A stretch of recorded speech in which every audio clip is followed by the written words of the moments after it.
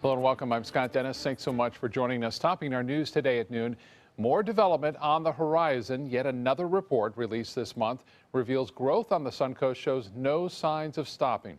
ABC 7's Rebecca Vargas joins us now with the numbers. Rebecca? Well, Scott, this latest report confirms that the majority of Sarasota County residents' concern for the future is population growth. The Florida 2070 report released just yesterday predicts Sarasota County's population to grow by nearly 200,000 in 50 years, and that more than a third of Florida's land altogether could be developed by then. Sarasota is also included in the region of the state predicted to have the most development. This is all based on development trends and comes on the heels of a citizens' opinion survey conducted by USF, recently showing us that the top concerns of Sarasota County residents continue to be population growth, development, and traffic. Living here for 25 years, I've seen tremendous growth in the Sarasota area, in other areas in Florida too, which my wife and I will travel to frequently. However, I believe that the developers in the state of Florida have considerations to make when it comes to expanding the population, for example. Can we handle it with water? Can we provide healthy drinking water? Well, the Florida 2070 report was a combined effort from the University of Florida GeoPlan Center, the State Department of Agriculture, and the nonprofit 1,000 Friends of Florida. Scott, back to you. All right, Rebecca, thank you. A man convicted in the first human trafficking case in Sarasota County will now be sentenced in about 2 months. According to court documents, 22-year-old Ronald McBride got a new attorney just over a week ago, pushing his sentencing hearing now from today to November. In June, McBride was found guilty of 6 felony counts, including human trafficking. Last November, he coached and groomed a victim on how to trade her body for drugs and money. One night, the victim did not return, and when McBride found her, he beat her with a gun. He faces a life sentence on 3 of his charges, which include human trafficking, sexual battery with a firearm, and false imprisonment. The victim is expected to speak during the sentencing. The Selah Freedom Foundation and Sarasota Police will also be in attendance. Sarasota's Herald Tribune newspaper workers become the second in the state to form a union. Newsroom workers voting 22-16 to unionize. The lead columnist for the paper says it may not stop layoffs, but it could help severance packages. The publishers were quoted as being disappointed in the vote, and Tom Lyons says the staff is mixed. There's obviously some people that are unhappy and some that are happy, and management tried pretty hard to talk us out of this. They talked some people out of it, but at least 22 of us are really happy. They don't know where their future will be, so try and take as much advantage of what might be available to them right now and worry about 5 years from now. But the reality is it's not going to get a whole lot better. Lyons said the newspaper is probably going to be moving out of its iconic Main Street building and leasing a few floors next door in the SunTrust building because, as he says, they don't have that many journalists anymore. The only other union newspaper in Florida is the Lakeland Ledger. Time now to get a check on our weather with meteorologist John Scalzi, and we are finally at Friday. And, yes, sir. Things looking good so far, huh? Oh, weekend looks great. Yeah. I think. Did you see the moon this morning by any chance? No, Were you I up missed that it. early? Oh, big, bright, beautiful full moon. You know, it's harvest moon. Looked absolutely gorgeous. Tomorrow actually is the actual full moon, but we were pretty close to it today, and it's a beautiful sight to see just before dawn. With our clear blue skies that we had out there this morning, it was a very nice start to the morning. Now a few fair weather clouds beginning to build, but on balance, we are looking at a nice afternoon, I think, with most of the rain showers occurring in inland areas. These showers that form will probably be the kind of showers that come up quickly, drop a whole lot of rain, and don't last all that long. They also probably won't move very far. So east of the interstate, I think is mainly where the action is going to be this afternoon. And the rain chance, I'll put it about 40%, I think. We'll have a daytime high that tops out in the low 90s. And over the course of the weekend, no big systems really coming our way, even though the tropics are very active. We'll talk about that coming up in just a few. Scott. All right, John, thank you. A loggerhead sea turtle is swimming free in the Gulf of Mexico thanks to Mote Marine Lab. Research teams released the turtle named Tucker B off Lido Beach this morning. Tucker B was rescued on Boca Grande and brought to Mote's Sea Turtle Rehabilitation Hospital back in May. He arrived with minor old wounds on his head and shell. Most staff members say he was very weak and lethargic at the time, but now he's healthy and back home in the Gulf. Usually when we put them down on the sand, they go like the Dickens to the water, but Tucker just kind of sat around and checked out his surroundings till he realized he could actually go. So it's rare with sea turtles. Usually they just shoot off the beach, but he hung around for a minute. Nice calm Gulf of Mexico waters for that to happen today. Tucker got his name from students at Bradenton Christian School. They raised more than $800 to benefit Mote's Sea Turtle Rehabilitation Program. Another success story. Dozens of animals are looking for a forever home this weekend in Manatee County. Animal Services there hosting the Clear the Shelter adoption event. Regular adoption fees are waived. All adoptions include spay and neutering, microchip, and rabies certificate. The shelter is currently at capacity. Animal Services staff hope the incentives will lead to animals finding forever homes, and those adopting the animals will find a good companion. It's a mixed breed. Her name is Lillian, and basically she's going to be a comfort dog. I'm a disabled veteran and, looking for a companion dog and stuff like that, and Lillian's really, took to me. Clear the Shelter is inspired by the Community Foundation's 24-hour giving challenge, which pushes everyone in the area to make a difference and give what they can to their favorite nonprofit organizations. The Boys and Girls Club of Sarasota County recognizing community leaders who support children here on the Suncoast. The 11th annual Leadership Breakfast was held this morning at Lee Wetherington Boys and Girls Club on Fruitville Road. This year, the club is recognizing Suncoast Congressman Vern Buchanan and his wife Sandy, along with Sarasota County School Superintendent Lori White. It's just important for our community to know that there are programs like this that support teens, and please come out and support them, learn more about them, and learn more about your Boys and Girls Club. Some of the community leaders honored in the past: Sarasota County Sheriff Tom Knight, John Stafford of the FCCI Insurance Group. ABC 7 business commentator Jeff Stern joins us now with a look at the day in Wall Street so far. And Jeff, we've had some huge moves this week. How has it averaged out so far? Scott, you're correct. 2 days, 200 points plus in the positive and the negative. Another day just shy of 200 points positive. Overall, the Dow 128 points in the positive for the week so far. S&P 0.94% positive, and NASDAQ's leading the way 2.5% so far. Woke up this morning, the futures were down, so let's see how we're currently trading. The Dow Jones Industrial Average is trading 18,115, down 96 points, 0.5%. NASDAQ's trading at 5,232, down 17 points, 0.33%, while the S&P down as well, 2,134, down 12.5 points, 0.58%. Well, Jeff, we know Twitter has been struggling. We've seen those reports, but could a new partnership with the NFL turn the company around? Scott, last night was the first streaming NFL game with Twitter. Great concept. No major glitches. It was the first of 10 that went off.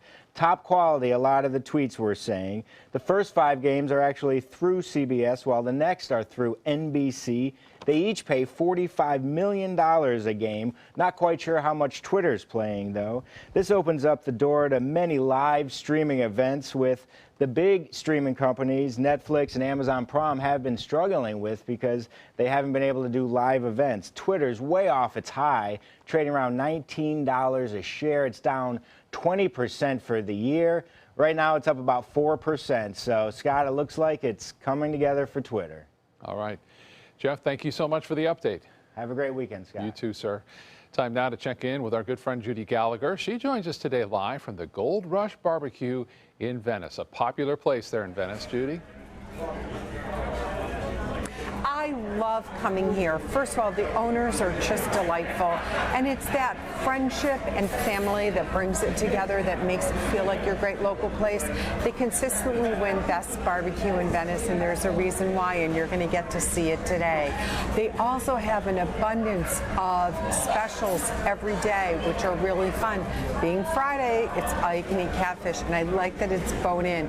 We'll get more to that in a little while, but Bob has expanded his gift shop shop. So this can be kind of the one-stop shopping, whether you're looking for candles that are inspired by food, of course, some great jars of sauces, crystals, and so much more. So I want you to stay with me throughout the hour as we bring you the relaxed, laid-back feel and a good home barbecue and so much more from Gold Rush Barbecue right here in Venice, Florida.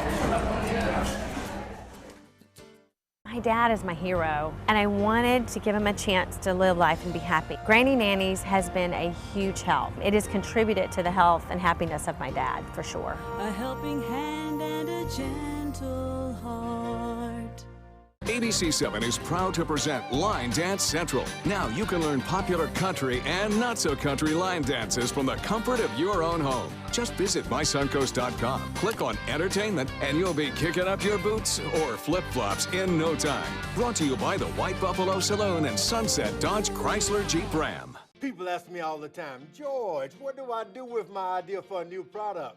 I tell them, call my friends at InventHelp. Call InventHelp today for free information. InventHelp has been providing patent referrals, preparing ideas, and submitting to companies for more than 30 years. I believe every inventor deserves the opportunity to step into the ring and take their best shot.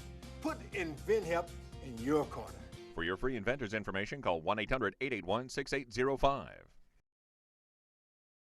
For your plumbing, electrical, or air conditioning, and services is qualified, and service calls are free. And services.com, A-N-D, services.com.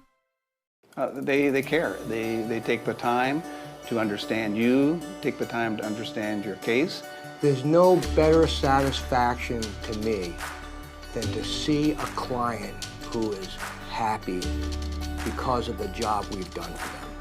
It's really actually very comforting to know that there's someone that you've heard of and you're getting recommendations about that you can turn to when you have a problem. I felt like I had a partner in this, and he was going to be by my side.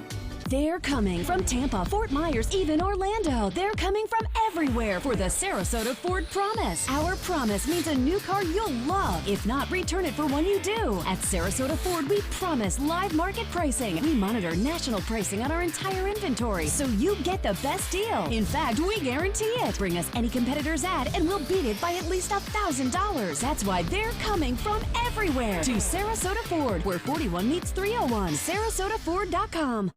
Granny Nannies. We've been making house calls for over 25 years. When you need home health care services, there really is no place like home. Grandma! A helping hand and a gentle heart. Now, the official Suncoast weather with ABC7 meteorologist John Scalzi. So our current air temperature comes in at 92 degrees. Oh, it's up a degree. 70 our dew point. We have an east-northeast wind coming in at 6. A lot of sunshine out there. As we head into the afternoon, I think we'll see a few more fair weather clouds build, and our daytime high temperatures will top out about where we are, or a few degrees warmer. Generally speaking, around the area, we are in the upper 80s. We have 88 in Mayaca, Lakewood Ranch at 89, 90 in Parrish and Bradenton, 88 in Arcadia, 89 in Wauchula, 88 in Northport, 87 in Venice, Inglewood. You've got 86 degrees, and out at the Key at Longboat, nice and cool at 84. We're going to develop an onshore wind flow today, and that's kind of key to the forecast. The onshore wind flow with a sea breeze building will push most of our convection into inland areas. We still have a weak trough of low pressure, and we continue to watch this cluster of showers back to the west. The area of low pressure there is one that the Hurricane Center is looking at out of 5 across the Gulf and Atlantic basins right now. This one has very little chance of any kind of development, but we'll continue to watch it and see what happens with it. Also, Julia continues to spin around as well. Still a tropical storm. It regained intensity. Now, the thing is, it's so far away from radar here that it looks like just a little teeny blob, but it's raining cats and dogs in places out here in the far offshore Atlantic waters. Right now, everything's very quiet. We don't have much going on nearby us. Up in the Big Bend region, Gulf waters, we have showers ongoing. But locally, everything is very quiet, as I said. Now, east of the interstate, in a couple of hours, I expect to see some showers build. They'll generally build and rain out either close to in place or have a slight drift inland as they die out. We'll watch our low pressure area kind of disintegrate, I think, over the course of the weekend into the beginning of next week. Spin will go away, the rain showers will go away. There's still no watches or warnings, despite the fact that it was upgraded once again to a tropical storm and will probably be downgraded again to a tropical depression. We have the onshore wind flow that will continue to push right straight through the weekend, push most of the rain showers into well inland areas. It's a very weak and variable wind flow, but in the afternoon it does develop out of the southwest with a sea breeze building, maybe even turn a little northwest with time. Light winds, we'll call it. Afternoon sea breezes each and every day for the next several days, and then calm, relatively calm weekend weather. Don't really expect to see any severe weather outbreaks across Florida. Don't expect to see any tropical real influences across the state over the weekend. So another nice weekend in store for us. There's the cluster of storms. The low-level circulation occurring right here is kind of removed from the main amount of thunderstorm activity. So that's kind of interesting to see. A good indication that it's undergoing some shearing winds, plus some dry air. The two things together make it real tough for a storm system to do much. What's left of Ian has been downgraded into a non-tropical system now, post-tropical we call it. And we have two other systems that we watch off the coast of Africa. Carl, of course, and also a tropical wave that has pretty good long-term chances for development. Both of these storm systems are forecast in long-range computer models to turn north into the open waters of the Atlantic. But we'll watch that and see what happens, just how long it takes. We'll probably be watching these for about another 2 weeks. And then there's that one near Texas that really doesn't have much of a problem for us. Again, Julia continues to kind of meander around, making it real tough to forecast, but probably